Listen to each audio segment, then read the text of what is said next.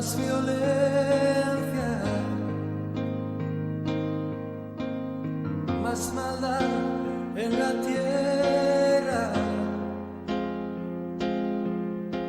Parece que el amor ha muerto y la locura reina sobre la humanidad.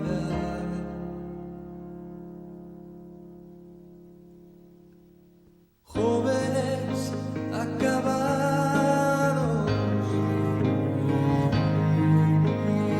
niños abandonados, a precio de placer y decidiendo solo el interés. ¿Dónde queda la justicia y la venganza? ¿Dónde quedan el castigo y la razón? ¿Por qué callas tú, Señor, y nos olvidas? ¿Cómo puedes permitir tanto dolor? Muy buenas tardes, es un gusto nuevamente el poder estar aquí a través de la 930 Radio Costa Rica y como siempre les digo, con el privilegio que tenemos de tener esta emisora y todos los canales que nos permiten llegar a todos y cada uno de ustedes, en Costa Rica y fuera del mundo. En este día vamos a estar en Los Enigmas de los Tiempos tratando un tema muy interesante que nos han venido consultando con respecto a de dónde nació esta doctrina del rapto secreto. Yo le puse así, el rapto secreto, esperanza o engaño, porque vimos dos programas anteriores aquí en Los Enigmas de los Tiempos, hablando de un tema que viene con esto del rapto, ¿verdad? Y la gente pues empezó a hacer las consultas respectivas. Vamos a hacer lo que siempre hacemos en este programa, que es encomendar a Dios para que nos pueda guiar, y vamos a empezar a ver ese tema tan interesante, para que usted tome su conclusión, para que lo que la palabra de Dios le diga a usted y el Espíritu Santo le lleve a entender, usted pueda tomar una decisión de que si este tema es una esperanza o realmente es un engaño. Bueno, lo vamos a ver a la luz de la palabra, pero no sin antes orar. Padre nuestro que estás en las alturas de los cielos, Señor, te venimos dando la gloria y la honra porque tenemos el privilegio nuevamente de venir a través de estos medios para poder abrir las escrituras, Señor. Te pedimos, oh Señor, que humildemente nos escondas detrás de Cristo y que a través de la guianza del Espíritu Santo puedas abrirnos, Señor, el entendimiento y podamos entender lo que la palabra dice, Señor, y también lo que la palabra no dice, Dios, para poder nosotros caminar en luz y en verdad siempre, Señor, siguiendo solo lo que el escrito nos dice, Padre. Gracias, Señor. Te pido una bendición especial, Dios, sobre mis hermanos y hermanas que en los diferentes lugares del mundo, Padre, a través de la internet y de Radio Costa Rica, Señor, están viendo este programa para que les bendiga, Señor, en todas las áreas físicas, materiales, económicas, espirituales, Señor, y que la mano, Señor, poderosa tuya nunca se aparte de sus hogares, Señor. Te lo pedimos no porque tengamos mérito alguno, Señor, sino lo pedimos en el nombre y en los méritos de Cristo Jesús. Amén. Amén.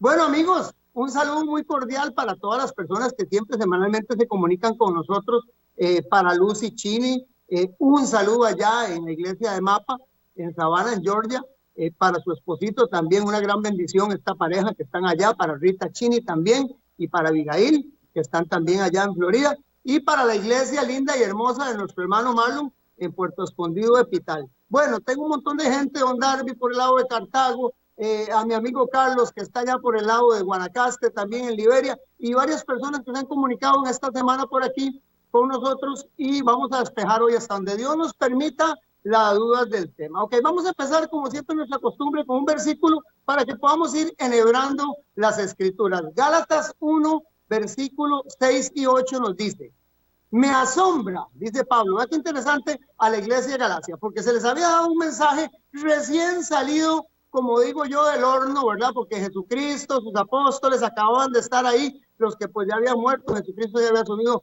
a los cielos y estaba la palabra en su apogeo, virgen, sin mancha, la leche sin adulterar. Pero le dice en Galacia, Pablo, pocos años antes, después de que se empezó el mensaje, dice, me asombra que tan pronto, por eso les marqué ese término, estén dejando ustedes a quien los llamó por la gracia de Cristo para pasarse, pónganme en atención, para pasarse a otro evangelio. No es, dice Pablo, que haya otro evangelio, sino que ciertos individuos, o sea, algunas personas en algún momento, queriendo adrede o no adrede hacerlo, tergiversaron ciertas personas. No es que haya otro evangelio, amigo y hermano, únicamente está el evangelio de salvación y se llama Jesucristo, escrito en como 4 autores y en todo el compendio de los 66 libros de la Biblia.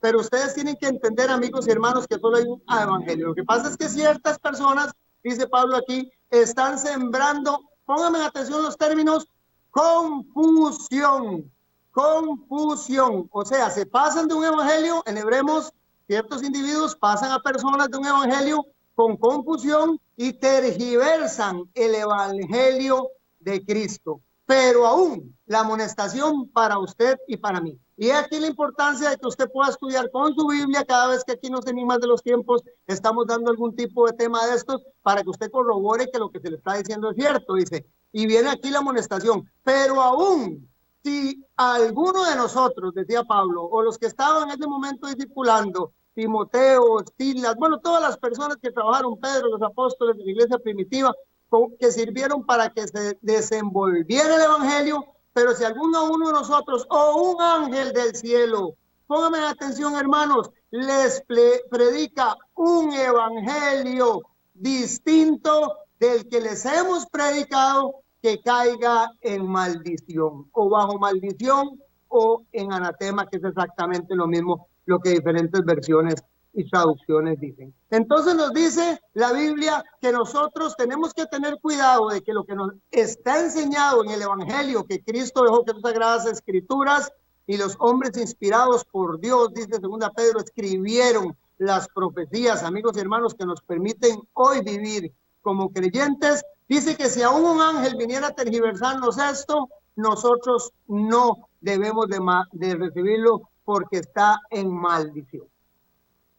Dicho esto, voy a empezar a dar este tema para que ustedes apunten y se documenten, y quiero que con la imagen que sigue me pongan mucha atención. Estas preguntas de esta consulta con respecto al rapto secreto o la teoría del dispensacionalismo, como se llama. Si usted quiere entender lo que vamos a hablar hoy, tiene que ver los 2 programas que se encuentran en los Enigmas de los Tiempos, el 1 y el 2, que se llaman ¿Pasará la iglesia por la gran tribulación? Para que usted pueda entender por qué es la importancia de este programa del día de hoy. Porque la doctrina que se está predicando en la mayoría de iglesias, amigos y hermanos, es una doctrina falsa y tiene que ver con el advenimiento y la venida de Cristo. Así que usted tiene que ver esos 2 programas también, Pasará la iglesia por la gran tribulación 1 y 2, para que pueda entender de qué estamos hablando aquí. Pero el Espíritu dice claramente que en los últimos tiempos, póngame atención, en los tiempos en los que usted y yo estamos viviendo, porque esto es un tema, amigos, que es de salvación. ¿Por qué? Porque si usted no está preparado para lo que viene y usted está pensando, como la mayoría de iglesias piensa, de que usted está aquí en su iglesita, en su comodidad, light, sin que nadie lo toque, viene Cristo, se lo lleva y que no tiene que pasar ninguna situación, porque después del rapto secreto o esta teoría del dispensacionalismo, usted ni sufrió, porque tenemos la bendición en estas latitudes de América de que no tenemos persecución por el cristianismo. En otras, por supuesto que las hay. Están ejecutando algunos yihadistas a personas cristianas, amigos, en ciertas partes de Medio Oriente, y nosotros ni cuenta nos damos. Pero si usted no ha pasado eso, y si usted cree que de aquí en adelante no va a pasar nada porque Cristo viene por su iglesia en una forma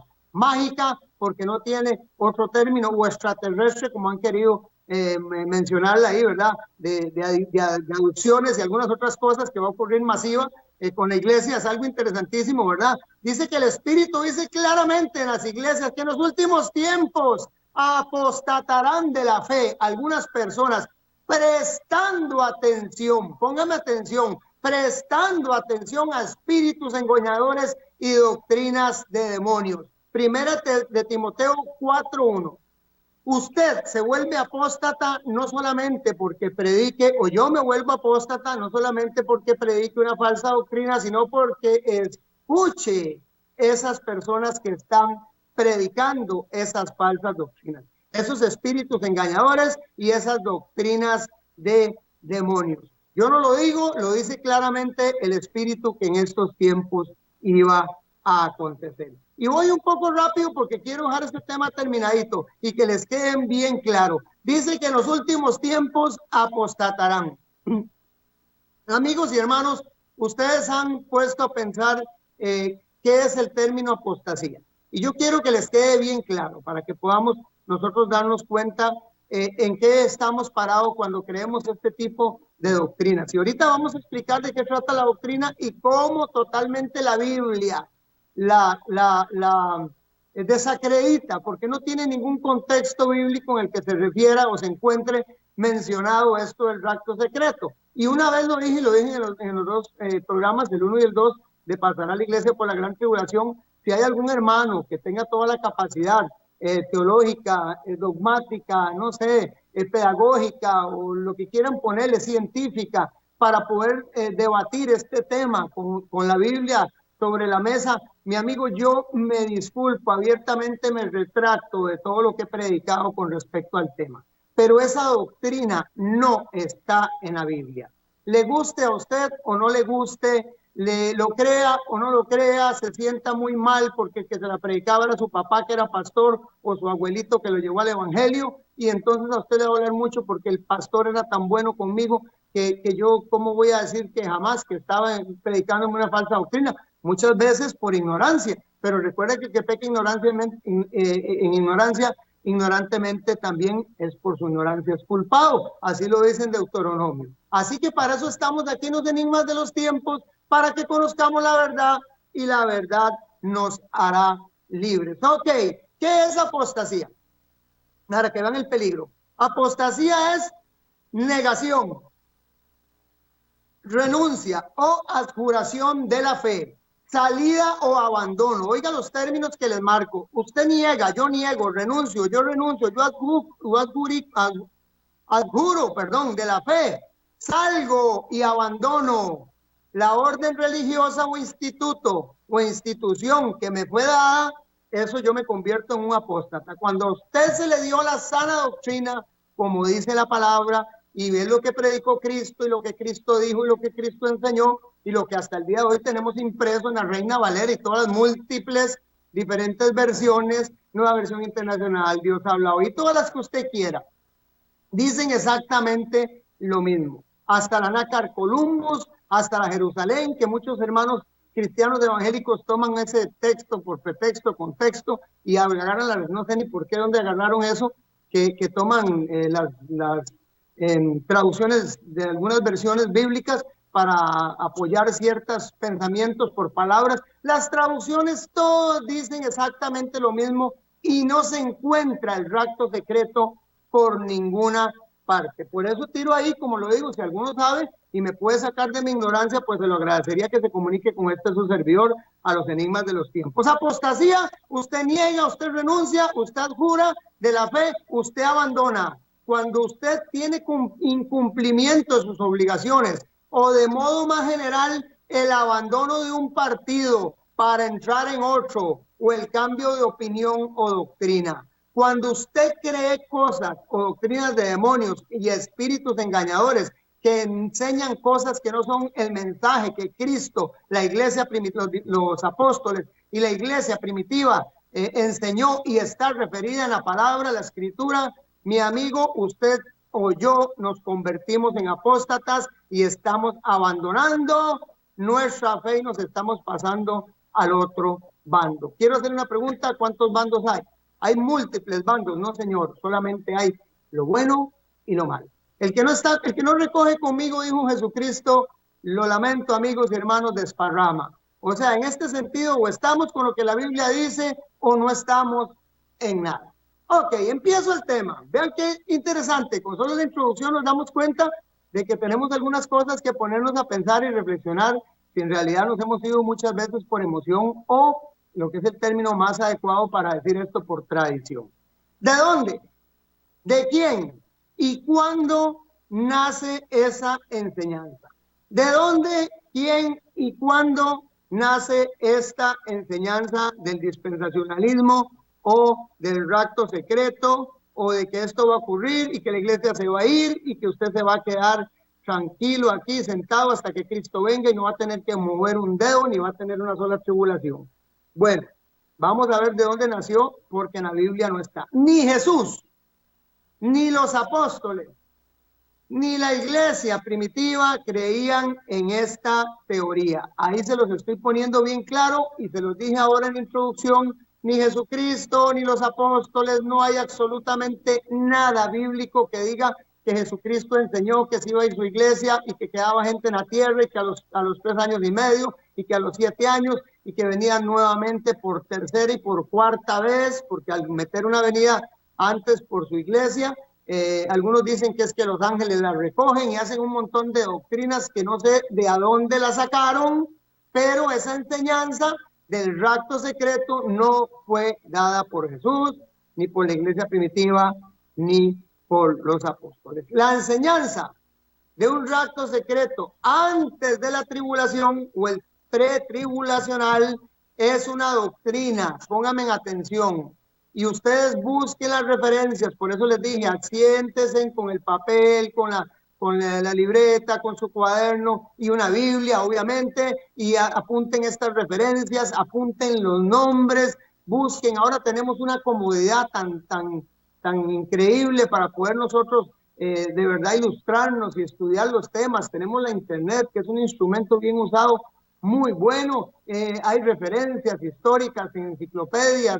Bueno, tenemos todos los medios para nosotros verificar lo que se nos enseña. Así que no hay justificación, cualquiera que sea uno, y más si tiene tantas Biblias, hasta digitales, y pueda buscar las referencias. En esto histórico, usted se va, busca enciclopedias, busca los nombres y se da cuenta quiénes eran esos señores y en qué influenciaron y qué doctrinas fueron las que para el principio del siglo 18 y 19 empezaron a introducir dentro del contexto cristiano protestante. ¿Ok? La enseñanza de un rapto secreto antes de la tribulación o pretribulacional, pónganme atención, amigos, para mi hermanito Carlos, también para mi hermano Derby, para todas las personas que han estado consultando. Bueno, para mi hermano Kevin, que estuvimos conversando el miércoles pasado este tema, hermano Kevin, esa doctrina nunca existió antes del año 1830. Esa doctrina en el año 1830 tuvo un nombre muy particular y se le empezó a denominar como la doctrina del dispensacionalismo. Cuando usted oiga ese término o cuando usted le consulten o le prediquen algo que tiene que ver con el rapto secreto, con la salida de la iglesia antes de la tribulación y que la iglesia no va a pasar y que 3 años y medio y 7 años divididos en 3 años y medio y 3 años y medio y todo lo que ya expliqué en otros programas que usted puede buscar en esto, los enigmas de los tiempos, sepa que le están hablando del dispensacionalismo. El dispensacionalismo es un sistema teológico, y lo pongo así, lo voy como dándoles el Paco y Lola para que podamos entender qué es esa, digo yo, esa semilla del mal que se metió ahí. Lo comparo, todas estas doctrinas que se han metido dentro de nuestro evangelio, dentro de nuestra palabra que nos enseñó nuestro Señor Jesucristo y que fue inspirada por el Espíritu Santo, lo comparo con esas matapalos, no sé, los que somos ticos me entienden, esas semillitas que caen ahí y se les hace a los árboles ese montón de hojas perennes verdes y se chupan al otro palo huésped. Es exactamente lo mismo. Estas doctrinas que salieron, que no fueron dadas por Cristo ni tienen ningún apoyo bíblico, chupan la energía y la fuerza que pueda tener el mensaje y el evangelio. Es un sistema teológico cristiano que afirma que Dios ha empleado, pónganme atención para los que no lo conocen o están viendo por primera vez. Sé que algunas personas que le he compartido,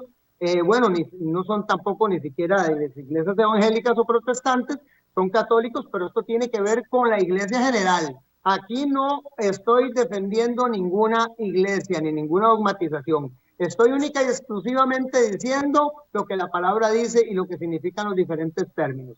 Entonces, este sistema teológico ha empleado, Dios supuestamente emplea diferentes medios de administrar sus planes en diferentes periodos de la historia humana. Ok, las dispensaciones, eso está muy bien hasta ahí, donde ha demostrado su gracia. El origen del dispensacionalismo es lo mismo que se usa uno también para poder estudiar la Biblia. Por ahí estamos muy bien con el dispensacionalismo, porque hay gente que lo presenta como eso, como que es una forma en la que usted puede estudiar la historia humana y cómo Dios ha implementado su gracia y su misericordia y su amor en las diferentes etapas, y pareciera muy bien, pero dentro de todos los capítulos de eso le meten algo muy distintivo, y lo distintivo de esto del dispensacionalismo es que sostiene, como se los tengo ahí en pantalla, que Israel, pónganme atención, como nación y la iglesia son como cuerpo de Cristo, no forman un único pueblo de Dios,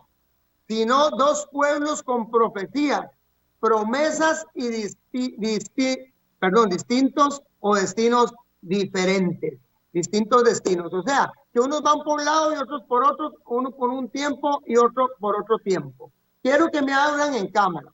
Amigos y hermanos, si podemos entender lo que Pablo en todas sus 12 cartas que escribió, donde dice que para Dios ya no hay judío, que para Dios ya no hay griego, que recibirán el bien de las cosas que hayan hecho o el mal, primeramente los judíos y después los griegos. O sea, en todo lado dice que no haya sección de personas.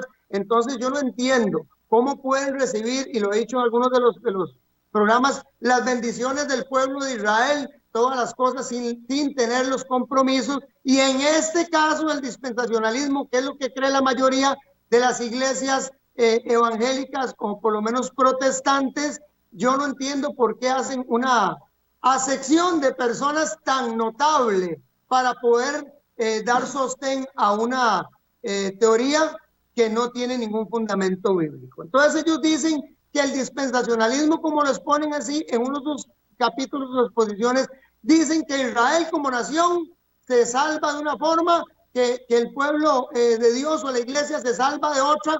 Quiero que me abran la cámara un segundo para hacerles una pregunta.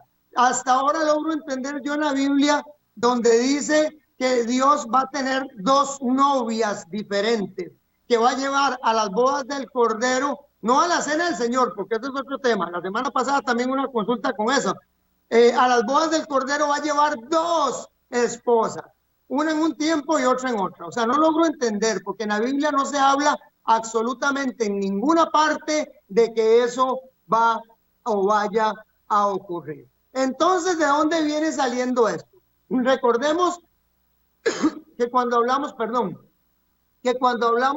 de la gran ramera, o en algunos de los programas hemos hablado la Babilonia, la grande, la mujer vestida de púrpura y escarlata, la madre de las rameras, y hablamos de que la iglesia lamentablemente corrompida, no tengo nada corrupta, no tengo nada contra los hermanos de la Iglesia Católica. Ellos no tienen la culpa de que muchas de las dogmatizaciones que tienen hoy por día y se les han pasado por tradición hayan sido dadas o corrompidas por personas que en su tiempo, que no tienen que ver nada con las personas que vivimos hoy día, Satanás las usó para que corrompieran lo bueno. Y dentro de eso, amigos y hermanos, esta doctrina nace de un hombre, lamentablemente, que era un jesuita. Hemos estudiado algunos de los programas que hemos dado con respecto a las órdenes jesuitas, a las órdenes Illuminatis, a la masonería, cómo se infiltró mucho dentro de lo que fue por lo menos la Edad Media, o lo que fue el poderío que tuvo la iglesia papal, católica, apostólica y romana, porque recordemos que hoy día hay mucha gente, hermanos, que amo montones en la iglesia católica, que son personas de Dios y van a ser salvos y van a llegar al reino de los cielos, porque son personas que dicen, cumplen todos los atributos mejor que cualquiera de los que nos decimos profesar el protestantismo o alguna otra dogmatización. Bueno, así lo digo y lo digo abiertamente, pero lamentablemente esta doctrina nace de este hombre Francisco Rivera, que fue un brillante jesuita, este sacerdote jesuita infiltrado lamentablemente dentro de de las filas protestantes, porque recordemos históricamente que la Iglesia Católica Apostólica Romana, después del tiempo de la protesta o la reforma, empezó a perder muchos adeptos, y entre esos muchos de la nobleza, que era donde percibía la mayoría de los ingresos económicos, las millonadas que tenían en ese tiempo el clero corrupto. Y digo en ese tiempo, porque no estoy hablando del tiempo de hoy, ¿verdad? Para que en eso seamos enfáticos y a nadie se sienta dañada su susceptibilidad. Pero este hombre, doctor en teología en España en 1590, vea cómo empieza a tejerse esta doctrina demoníaca desde años atrás, porque recordemos, amigos y hermanos, que estamos tratando con uno de los estrategas más grandes militarmente, espiritualmente concebido, que fue Satanás, que arrastró la tercera parte de seres sin pecado, inteligentes en su máxima expresión y que veían la gloria y la presencia de Dios cara a cara. O sea, nuestro enemigo es un artífice, nuestro enemigo es un estratega militar increíble. Entonces, desde hace, ponme atención, casi 1000 años atrás, perdón, casi 500 años atrás, empieza a tejer esta trama. Publicó un comentario sobre el Apocalipsis. ¿Por qué pasa eso? Porque mucha gente empezó a salirse, por eso les digo, de las filas de la Iglesia Católica Apostólica Romana, que los tenían, los cleros en ese momento, tapados los ojos, no permitían la ley. Voy a hacer un programa a los moravos y los cuáqueros y de todas estas personas que sufrieron tanto en esa época por llevar la palabra.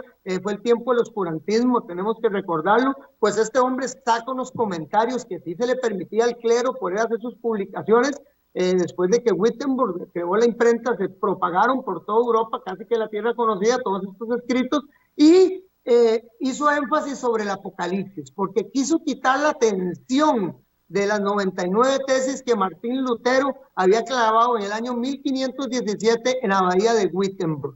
Amigos, esto es pura historia. Ustedes tienen que entender de dónde nacen las cosas, porque si no nos vamos a donde nacen, nos meten 5 con hueco. Entonces este hombre viene y en 1590 publica un comentario sobre el Apocalipsis de 500 páginas, con una contrainterpretación que identificaba al papado con el antimesías. Porque recuerda que se empiezan a dar cuenta entonces de que muchas de las profecías de Apocalipsis hablaba acerca del papado. Y entonces el hombre saca todas estas 500 páginas hablando del Apocalipsis, y dentro de eso mete algunas interpretaciones corrompidas de la venida de Cristo en tiempo y espacio cronológicos. Ok, viene luego un hombre, Emanuel Lacunza, que también fue un jesuita en Chile. Vean qué interesante, escribe un manuscrito en español titulado, pónganme atención, La venida del Mesías en gloria y majestad. El hombre estudia todos los escritos que tenía este hombre Rivera, se los memoriza, hace un libro importantísimo, ¿verdad? Que llegó a ser un libro muy leído, por lo menos dentro de las personas que estudiaron teología. Y tenemos que recordar que en la mayoría de las universidades, las mejores universidades del mundo, y en Costa Rica también, en muchas de nuestras universidades, la mayoría de los decanos y las personas que nos enseñan la teología son católicos, son los mejores y han estudiado en las mejores de las universidades. Por eso sus escritos han sido muy relevantes, tanto para bien como también influenciados, obviamente, pues para el mal. Lamentablemente hay que decir las cosas como son, y aquí en los enigmas de los tiempos, pues ese es nuestro deber. Este hombre, Emanuel Lacunza, entonces, hace este libro, este manuscrito, y dentro de ese manuscrito él empieza a exponer este asunto o la tergiversión. Los que hemos tenido la oportunidad de leerlos, por eso yo les digo a ustedes, documentense para que luego los busquen y empiecen a estudiar y se den cuenta. Y me gusta, porque así leen y entre más lee uno, más conoce. Este hombre, como ve que no puede mandar sus escritos ya en 1812, mucho a la población protestante, estamos en el siglo XVIII y se han perdido 300 años, amigos y hermanos, desde que hay una revolución después de 1517 con el padre de la Reforma, Martín Lutero. Y si ustedes han estudiado esa historia lindísima, los calvinenses y toda esta gente que empieza a salir luego, ¿verdad? Y empiezan a reformar el contexto bíblico, es lindísimo. Pero el hombre entonces se cambia su seudónimo. Esto es pura historia. No puede llegar a los protestantes pero como un católico, ¿verdad? Obviamente, como un sacerdote jesuita católico, nadie le iba a recibir sus escritos, pero el hombre escribe bajo un seudónimo que se llamó Rabí Ben Serab. Este hombre escribe como un judío converso. Vean qué inteligencia, qué manera, ¿verdad? Cómo para infiltrar las cosas malas, Satanás ha usado en su tiempo a personas que, bueno, muy astutamente. Y Jesús lo dijo, no es de extrañarnos, porque Jesús dijo, en este mundo os digo realmente que los hijos de las tinieblas son más audaces que los hijos de la luz. O sea, en otras palabras nos dijo, espabilémonos, porque se nos están yendo arriba. Y vea qué interesante, el hombre, la venida del Mesías en gloria y majestad, no lo escribe como un jesuita, no lo escribe jamás como Emanuel Lacunza, jesuita, de la orden jesuita de la Iglesia Católica, sino que bajo ese seudónimo de Rabí Ben Serab. Dice, el libro es publicado por primera vez en español después de muchos años, en 1812, oígase, encontrándose pronto en el estante de la biblioteca del arzobispo de Cattenburg. Vean cómo todo empieza a unirse, esto es historia documentada. El arzobispo de Cattenburg en Londres, Inglaterra. Ya en 1812, después de los años 1500 y sucesivos, que se empieza a dar una reforma dentro de la Iglesia Católica Apostólica Romana y los protestantes muy nobles a la pureza en su principio, porque por eso desertaron tantos sacerdotes y la mayoría, Juan Hus, John Wycliffe, Martín Lutero, Calvino, Singlio y un montón de personas que participaron hasta también dentro del contexto religioso católico como sacerdotes. Nos damos cuenta, amigos y hermanos, que se cansan de tanta cosa y entonces la orden jesuita empieza a contrarrestar esto y empieza a mandar un montón de escritos. Y dentro de estos, por lo menos que publica Lacunza, que es bajo el seudónimo Rabí de Ben Serab, es muy relevante porque en 1812 un hombre de la Iglesia Católica Apostólica de Inglaterra, pónganme en atención, la Iglesia Católica Apostólica de Inglaterra, este hombre se llamó Edward Irving.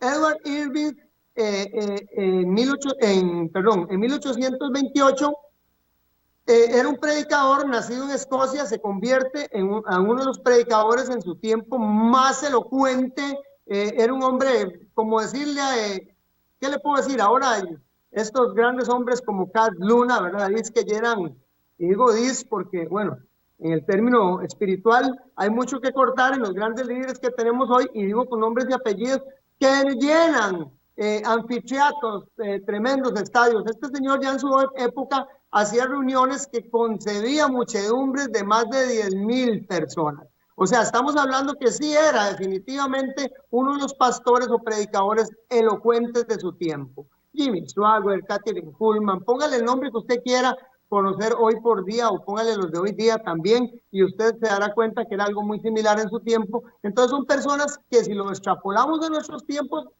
afectaron. Tal vez la globalización no era como es hoy día, que se pueden llevar los escritos hasta por Facebook, WhatsApp y todas las plataformas que hay digitales. Usted manda lo que sea en cuestiones de segundos y en tiempos reales, pero el hombre era un gran predicador y muy elocuente, ¿ok? De su época y figura sobresaliente de la iglesia. Vean dónde nace esta doctrina. La Iglesia Católica Apostólica de Inglaterra en 1828. Vamos viendo así, 1812, las publicaciones al español y al inglés de Rabí Ben Serab son llevadas a las bibliotecas de las universidades, dentro de esos de la de Cattenburg, donde estudia este hombre, Irving. Vean qué interesante, se encuentran los documentos, se encuentra el libro de Ben Serab y empieza a estudiarlo, amigos y hermanos, y nace en él, al encontrarse el libro de Lacunza, Irving nace en él muy conmovido profundamente por el hecho de que se enamora de este libro y traduce ese libro al inglés. Él lo encuentra en español en la Universidad de Cattenburg y en Londres, y el hombre lo traduce, amigos y hermanos, al inglés y lo publica en Londres en 1827. En este libro viene la doctrina del rapto secreto, que no está por ningún lado en la Biblia, sino que solamente fue traducido de un jesuita, de su imaginativo colectivo dañado, lamentablemente, pienso que lamentablemente, así como a Pedro, perdón, Jesucristo le dijo, Satanás, aléjate de mí, ¿verdad? Lamentablemente que le estaba hablando en ese momento a Jesús, no era Pedro, sino que era el diablo, ¿verdad?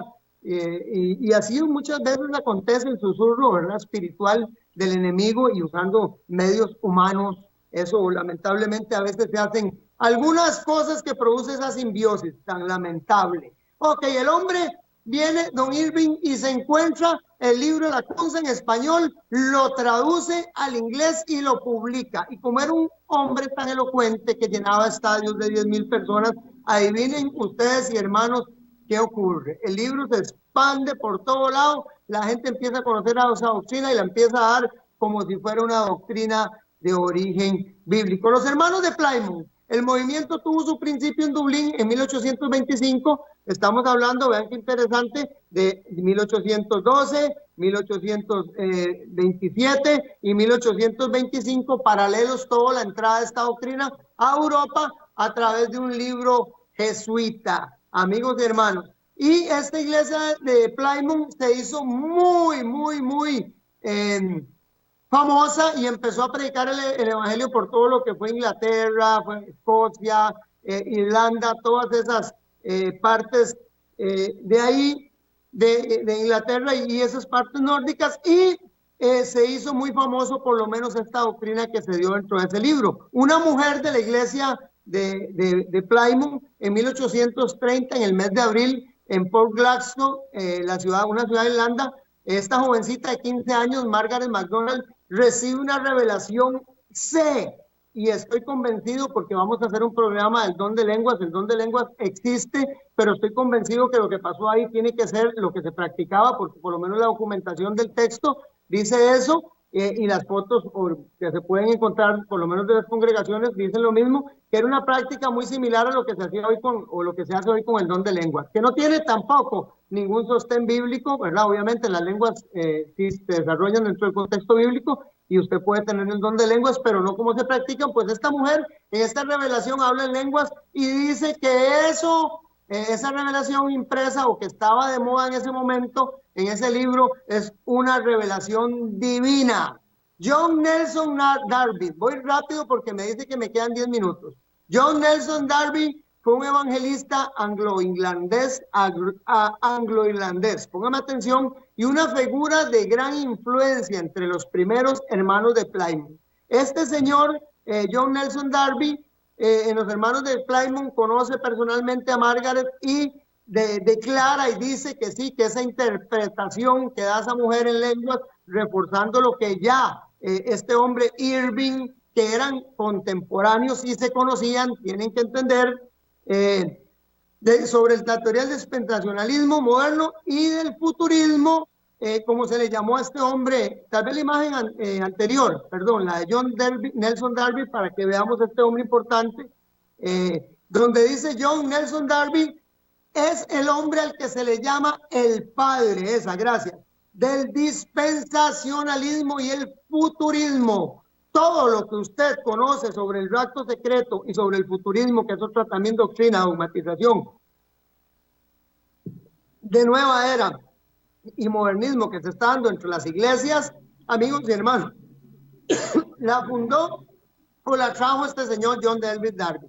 Ok, Darby mismo fue un escritor que influyó mucho a través de su pluma, escribió 30 tomos, cada uno de 600 páginas, hablando de sus diferentes interpretaciones de doctrinas bíblicas. La Iglesia Católica Apostólica de Inglaterra, vean esa imagen, en 1828, para que entendamos el orden, Irving, Margaret MacDonald, con una revelación en lenguas.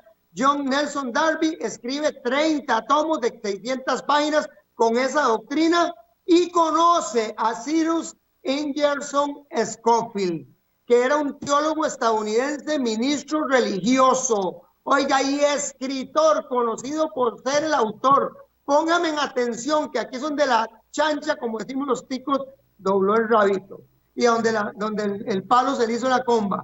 Este señor Cyrus Ingerson Scofield conoce personalmente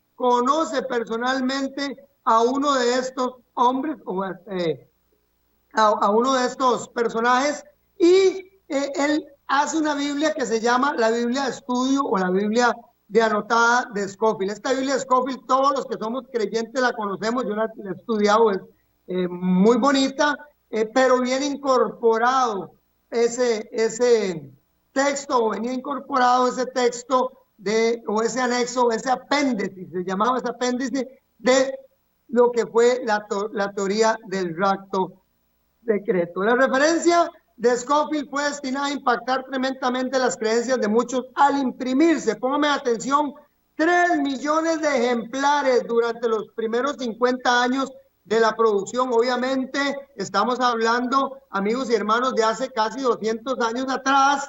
Se imprimieron 3 millones de ejemplares con esa doctrina, con ese apéndice del rapto secreto, de la doctrina del dispensacionalismo. 3 millones. Mediante esta Biblia, Scofield introdujo la enseñanza del rapto secreto en el mismo corazón del evangelio. Vean qué interesante. Este hombre Scofield conoce también a este señor Dywin Lyman Moody, que este señor Moody tiene el Instituto Bíblico Moody, fundado desde 1886. Y como este señor Scofield y Moody eran personas muy relevantes, resulta que Scofield le comparte a Moody la teoría. El hombre estudia su Biblia, estudia la teoría del dispensacionalismo y empieza dentro del Instituto Bíblico de las Asambleas de Dios. Pónganme en atención, de las Asambleas de Dios dentro del Instituto Bíblico. Usted ha ido a todas las partes del mundo, por lo menos en América Latina. Nosotros aquí en Costa Rica vamos a lugares en campo misionero y vivimos en una zona rural en donde usted, la mayoría de esos pueblitos, lo que encuentra es una iglesia, las Asambleas de Dios. Es una gran bendición que se haya expandido también el evangelio de esa forma y la obra misionera que hicieran en su tiempo esta gente fuera tan buena, pero dentro de eso se llevaron el contexto que traía la Biblia de estudio de Scofield, que también fue una Biblia que obviamente influyó mucho, y el Instituto Moody, que capacitó a todos los evangelistas latinos, pónganme atención, para que predicaran en los campos blancos de esta zona. Ok, vean qué interesante. Invención católica romana. No sé cuánto me quedan, si me ponen en pantalla les agradezco. Invención católica romana. Eso fue una invención católica romana. La doctrina del dispensacionalismo, los escritos del sacerdote jesuita Rivera influyeron al sacerdote jesuita Lacunza. Se los puse en orden para que lo entiendan. Lacunza influyó a Irving influyó a Darby y Darby influyó a Scofield. Scofield y Darby, porque juntos conocieron los dos a E.D.L. Moody, y Moody influyó al movimiento pentecostal mundial. O sea, ven qué interesante, nació esta teoría desde el concepto jesuita, no tiene ninguna base bíblica, amigos y hermanos. Seguimos porque me quedan 10 minutos. 3 mentiras que dan esta doctrina que las vamos a arrancar rápidamente. 3 mentiras que tiene esta doctrina, que es un rapto secreto, que es un rapto y que es secreto. Primero, amigos y hermanos, ustedes tienen que entender que el concepto del rapto es cuando usted se lo llevan obligado y sin querer y a la fuerza. Eso no existe. Y el concepto de que es secreto ya vamos a ver. Segundo, que la iglesia y los escogidos no estarán en la gran tribulación. Ya vamos a ver también. Tercero, que van a quedar humanos vivos después de la venida de Cristo. Vamos despejando. Hay unos 1800 pasajes bíblicos que se refieren y analizan el segundo advenimiento de Cristo. Póngame atención, hermano cristiano, para que usted se vea. Y en estos que le voy a mencionar rápidamente, dice que va a ser visible. Mateo 26, y los tienen en pantalla para que los vayan apuntando. Veréis al Hijo del Hombre. ¿Cómo dice? Veréis al Hijo del Hombre viniendo en las nubes. Mateo 24, 30. Entonces aparecerá la señal del Hijo del Hombre en los cielos, y todas las tribus de la tierra. ¿Cuántas? Todas las tribus de la tierra verán y harán lamentación cuando vean al Hijo del Hombre venir sobre las nubes. ¿Cuántas tribus? Todas. Marcos 13, 26. Entonces verán al Hijo del Hombre venir en las nubes. Marcos 14, 62. Veréis al Hijo del Hombre viniendo en las nubes. Lucas 21, 27. Entonces verán al Hijo del Hombre las multitudes. Lo dice. Apocalipsis 6, 14 al 17, los reyes de la tierra, oiga, más claro no canta un gallo. Los reyes de la tierra, los poderosos, los capitanes, los ricos, los esclavos, los grandes, los esclavos y todo libre, le verán. Dice, ahora, vea qué interesante, ese es la flor en el ojal, Apocalipsis 1:7, en el Apocalipsis del 1 al 7 está escrito que todo ojo le verá. Porque habrá entonces, dijo Jesús, esto lo dijo Jesús, o sea, que va a ser secreto y que nadie lo va a ver, mentiras, que no iban a pasar la gran tribulación. Vamos a ver este versículo. No puedo dar más porque no me da más tiempo, pero pongan atención, Mateo 24, 21, 22. Porque habrá entonces, cuando entonces gran tribulación, cual no la ha habido desde el principio del mundo hasta ahora, ni la habrá. Y si aquellos días, el que le entienda, y si aquellos días no fueran acortados, nadie sería salvo. Más por causa de los escogidos, aquellos días, ¿cuáles días? Los de la gran tribulación serán acortados. Por causa de los escogidos, nadie sería salvo. Y después del 23 dice, más por causa de los escogidos, estos días serán acortados. Y vea lo que sigue diciendo después en el 26, 27 y 28. E inmediatamente del mismo capítulo 24, y lo dijo Jesús. No que usted cree todo lo que Jesucristo dice, que usted se llama ser cristiano y que sigue a Cristo. Entonces, ¿por qué no entiende que Jesús dijo que inmediatamente después de la tribulación de aquellos días, y si usted lee anterior, se da cuenta que está hablando de la gran tribulación y que esos tiempos son acortados? E inmediatamente después de la tribulación de aquellos días, el sol se oscurecerá y la luna no dará su resplandor, y las estrellas caerán del cielo y las potencias de los cielos serán conmovidas. Entonces aparecerá la señal del Hijo del Hombre, y entonces lamentarán todas las tribus de la tierra y verán al Hijo del Hombre viniendo sobre las nubes del cielo con gran poder y gloria. Entonces, ¿a quién le creo? Tercera cosa, que queda gente después de la venida de Cristo. Yo no sé si es que están confundiendo, yo tengo otros eventos. Que alguien me saque del error o salga del error, por favor. Segundo de Pedro, capítulo 3 y versículo 9. Me quedan los últimos segundos, voy ahí. El Señor no retarda su promesa según algunos la tienen por tardanza, sino que es paciente para con nosotros, no queriendo que ninguno perezca, sino que todos procedan al arrepentimiento. Pero el día del Señor vendrá como ladrón en la noche, el mismo evento que Jesús de sus propios labios dijo que sería como ladrón en la noche. Entienda, hermano, en el nombre del Señor Jesucristo. Pero el día del Señor vendrá como ladrón en la noche, en el cual, en ese día que Cristo venga, los cielos pasarán con gran estruendo, y los elementos ardiendo serán deshechos, y la tierra y las obras que en ella hay serán quemadas. Puesto que todas estas cosas han de ser deshechas, ¿cómo no debéis de vosotros andar en santa y piadosa manera de vivir? Nos dijo Pedro. O sea, no ve que viene el día del Señor, y no ve que el día que el Señor venga va a ser destruido todo esto, y no ve que si usted no anda en santa y piadosa forma de vivir, no se va a ir con él en su advenimiento, porque el advenimiento sí es bíblico. Entendámonos, el rapto secreto no existe. Entendámonos, la iglesia tiene que pasar gran tribulación, y lo dijo Jesucristo. Y entendámonos, no hay una segunda oportunidad, no hay 3 años y medio para que te corten la cabeza, porque el pueblo judío se salve pues, en otras, en martireo, en testimonio, en martireo. No, eso no existe, entendámonos.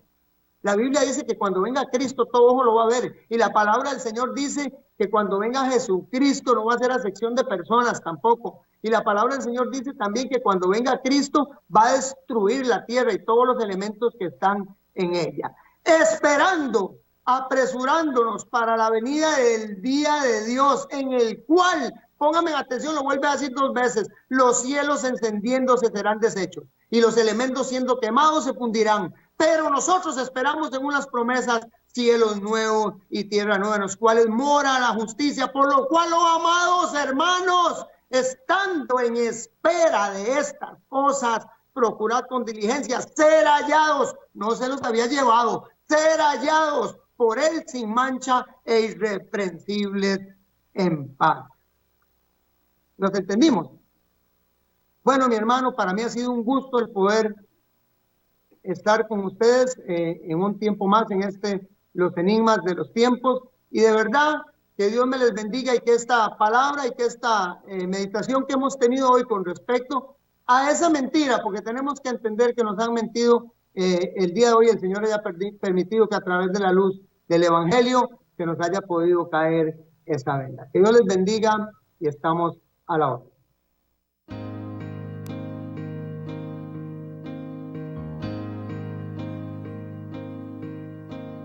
Cada vez más violencia, más maldad en la tierra.